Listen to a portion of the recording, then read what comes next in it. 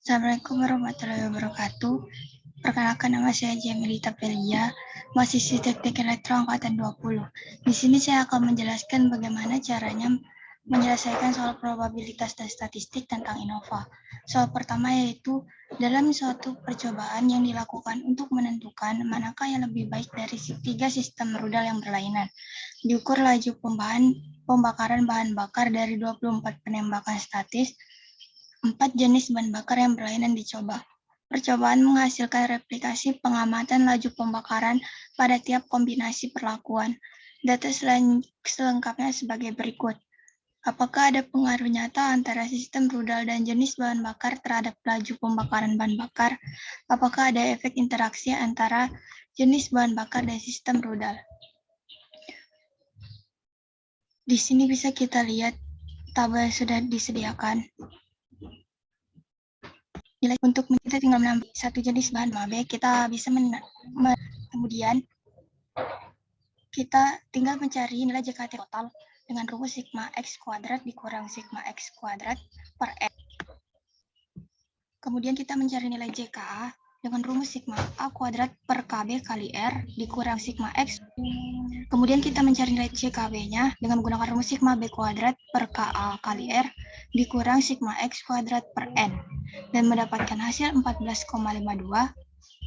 Kemudian mencari nilai JKAB dan menggunakan rumus sigma AB kuadrat dikurang R per N dikurang sigma X kuadrat per N dikurang dapatkan nilai 22,17.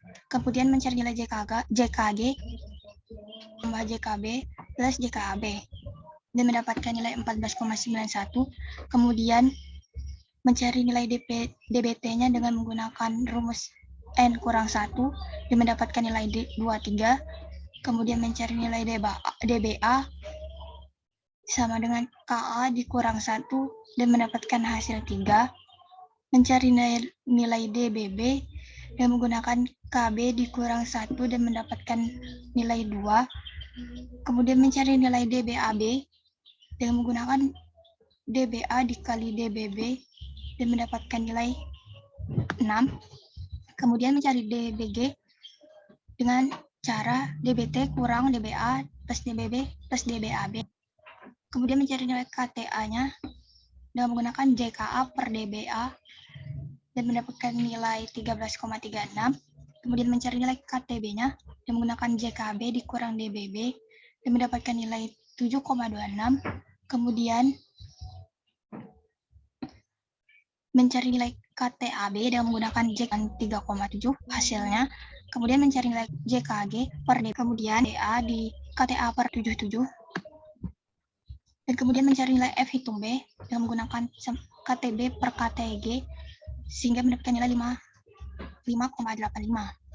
Sehingga untuk bahan bakar A nilai JK-nya yaitu 40,08, nilai DB-nya 3, nilai KT-nya 13,36, nilai F hitungnya 10,77, dan nilai F tabelnya 3,49. Untuk sistem rudal B, nilai JK-nya 14,52, DB-nya 2, KT-nya 7,26, F hitungnya 5,85, F tabelnya 3,89. Untuk interaksi bahan bakar kali sistem rudal, nilai JK-nya 22,17, nilai DB-nya 6, nilai KT-nya 3,70, nilai F hitungnya 2,98, nilai F tabelnya 3,00. Sedangkan untuk galat, nilai JK-nya 14,91, nilai DB-nya 12, nilai KT-nya 1,24. Untuk totalnya sendiri, nilai JK-nya 91,68, nilai DB-nya 2. Kemudian untuk soal nomor 2, untuk menentukan kestabilan vitamin C dalam sari air jeruk pekat, beku, dan disimpan dalam lemari es selama waktu seminggu, telah dilakukan penelitian vitamin C retention in reconstituted frozen orange juice. 3 jenis sari jeruk pekat diuji dalam 3 jangka waktu berbeda. Jangka waktu menyatakan jumlah hari sejak air jeruk diperas sampai diuji. Hasilnya dalam mg asam ascorbat per liter. Disajikan dalam tabel berikut. Tabelnya, apakah ada perbedaan kadar ascorbat di antara merek sari air jeruk yang berbeda? Apakah ada perbedaan kadar ascorbat di antara jangka waktu yang berlainan? Apakah ada interaksi variabel antara jenis atau merek air? Untuk penilaiannya 3 dan N-nya 4. Yang pertama, penulisan hipotesis. Untuk H yang A, H0 yaitu alfa 1 sama dengan alfa 2 sama dengan alfa 3 sama dengan 0. Tidak ada perbedaan asam askorbat di antara ketiga merek. H1-nya tidak semua alfa 1i sama dengan 0. Ada perbedaan kadar asam askorbat di antara ketiga merek. Untuk yang B, H0-nya beta 1 sama dengan beta 2 sama dengan beta 3 sama dengan 0. Tidak ada pengaruh lama penyimpanan terhadap kadar asam askorbat.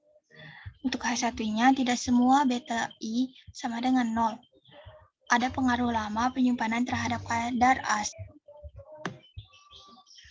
Untuk yang C, H0 sama dengan alfa beta 11 sama dengan alfa beta 12 dan seterusnya sampai alfa beta 33 sama dengan 0.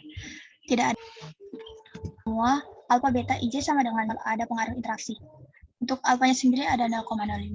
Untuk daerah kritisnya sendiri, tolak HO yang A tolak HO jika F1 lebih besar dari F alfa, R kurang 1, RC, N kurang 1, I, topi, F, dan JK 531,99 untuk nilai JK 134,70.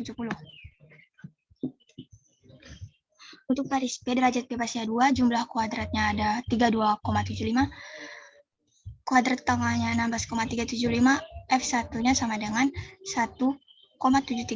Untuk kolom K, derajat bebasnya ada 2, jumlah kuadratnya 227,21, kuadrat tengahnya ada 113,605,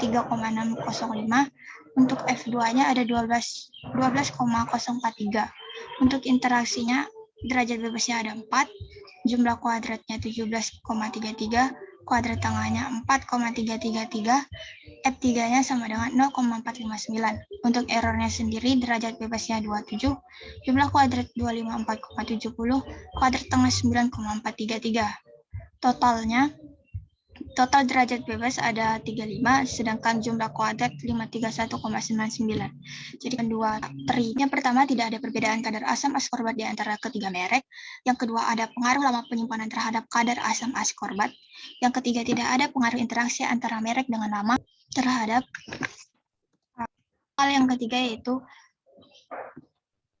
hasil berikut diperoleh dari percobaan untuk menentukan apakah operator yang berbeda memberikan rata-rata hasil yang berbeda. Kesimpulannya, kemudian hipotesisnya H0 yaitu operator yang berbeda memberikan rata-rata hasil yang sama. Tidak ada perbedaan signifikan dalam analisa nitrogen tanah harian.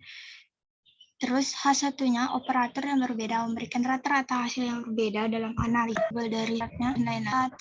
Penyelesaian nomor 1, JKT sama dengan sigma X kuadrat dikurang sigma X kuadrat per N dan mendapatkan hasil 6.697,6.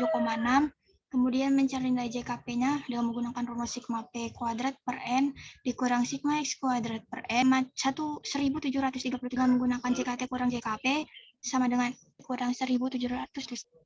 Jikanya 1,7 1.737 ada 434,4. Untuk F hitungnya ada 0,88 dan F tabel 3,48. Sedangkan errornya untuk J-nya 496 dan totalnya 6.697,6. DT-nya sama dengan NPP. Untuk nilai DBG-nya kita mendapatkan nilai 1,4. Untuk KTG-nya kita mendapatkan 466. Sekian dari saya. Kurang lebihnya saya mohon maaf. Wassalamualaikum.